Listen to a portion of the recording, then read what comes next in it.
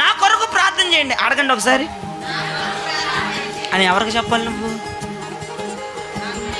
ఆత్మనేత్రములు కలిగిన వారికి నీ భవిష్యత్తులోనికి తొంగి చూసి, నీ అంతరంగములోనికి తొంగి చూసి, విశ్వాస నేత్రములు కలిగిన వారికి మాత్రమే ప్రార్థన రిక్వెస్ట్ నువ్వు కోరాలి.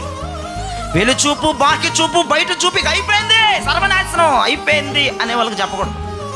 ఇక రెండో మాట, ఎగతాళి చేసేవాళ్ళు, డబుల్ మీనింగ్లు, సెటైర్లు, జోకులు, కించపరిచేవాళ్ళు, ఘనహీనం చేసే వాళ్ళకి మనం అసలు ప్రార్థన రిక్వెస్ట్లు చెప్పకూడదు. మూడవ మాట, అసలు ప్రార్థన చేసేటప్పుడు డిస్టర్బ్ చేయటమే కాదు, అసలు వాళ్ళు ప్రార్థన చేయరు, చేసే వాళ్ళు కూడా చేయనివ్వరు, అటువంటి వాళ్ళకి అసలే చెప్పకూడదు ప్రార్థన రిక్వెస్ట్లు.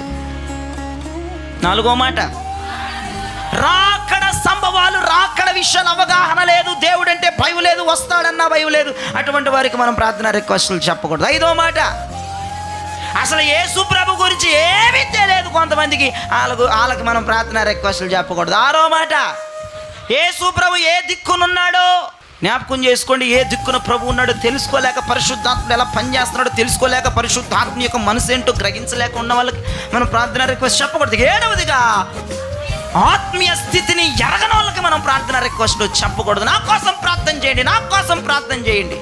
ప్రార్థన సహాయం అడగటం తప్పనట్లా, అడగాలి, కానీ ఎవరిని అడగాలి? ఏ స్థాయి కలిగిన వాళ్ళని అడగాలి, ఏ స్థాయిలో ఉన్న వాళ్ళని అడగాలి. ఎవరిని అడిగి ప్రార్థన చేయించుకుంటే మనం అభివృద్ధిలోకి వస్తాం, ఫలిస్తాం, విస్తరిస్తాం, దీవించబడతాం. పరిశుద్ధుల్ని ప్రార్థన రిక్వెస్ట్లు కోరండి, అపోస్తులను ప్రార్థన రిక్వెస్ట్లు కోరండి, అపోస్తుల ప్రార్థనలోనికి రండి, పరిశుద్ధుల ప్రార్థనలోనికి రండి. యేసు రక్తం పట్టుకొని కొరకు ప్రార్థన చేసే వాళ్ళ యొక్క ప్రార్థన కిందకి రండి.